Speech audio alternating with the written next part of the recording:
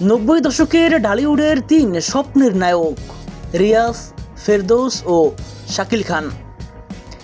একটা সময় ছিল যখন সিনেমা হলের বাইরে বা দেয়ালে লাগানো পোস্টারের এই তিন নায়কের ছবি দেখলেই দর্শকদের মাঝে এক অন্যরকম উন্মেদনা কাজ করত।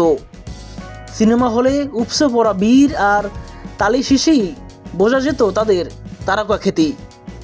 90-এর দশক ও 2000-এর শুরুর সময় জুড়ে ফেরদৌস, শাকিল খান এবং রিয়াজ ছিলেন কোটি দর্শকের হৃদয়ের স্পন্দন।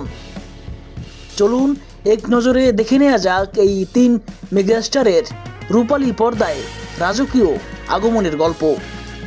ছবি, তুমি এখানে আমার বাড়িতে এসেছো অথচ আমি জানি না। নায়ক রিয়াজ, চলচ্চিত্রে আগমন 1995 সাল।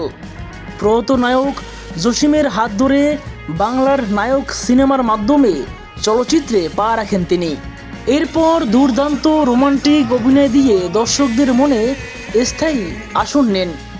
প্রাণের চেয়ে প্রিয়, হৃদয়ের কথা কিংবা হাজার বছর ধরে তার অভিনয় আজও দাগ কেটে আছে সবার মনে। কোন কাননের ফুল গো তুমি, কোন আকাশের চাঁদ গো তুমি। নায়ক ফেরদৌস, চলচ্চিত্রে আগমন 1997 সাল। জনপ্রিয় নায়ক সালমান শাহের অসমাপ্ত সিনেমা বুকের ভিতর আগুনের মাধ্যমে চলচ্চিত্রে প্রবেশ করেন তিনি। এরপর হঠাৎ বৃষ্টি দিয়ে যে ইতিহাস সৃষ্টি করেছেন তা আজও অতুলনীয়।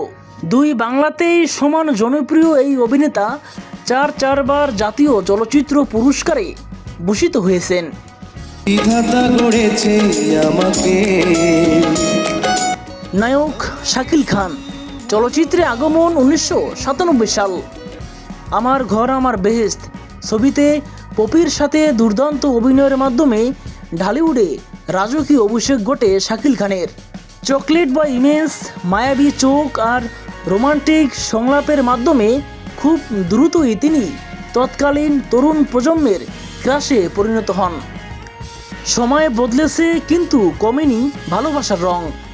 বর্তমানে ফেরদৌসের বয়স 51, শাকিল খানের 55 এবং রিয়াজের 53 বছর। বয়স হয়তো ক্যালেন্ডারের পাতায় বেড়েছে, কিন্তু তাদের ব্যক্তিত্ব, তারকা খ্যাতি এবং ভক্তদের ভালোবাসা এখনও আগের মতোই অটুট। এই তিন নায়কের মধ্যে আপনার সবচেয়ে প্রিয় কে? তাদের কোন সিনেমাটি আপনি সবচেয়ে বেশিবার দেখেছেন? আপনার কৈশোর বা যৌবনের সেই সুন্দর স্মৃতিগুলো কমেন্টে আমাদের সাথে শেয়ার করুন।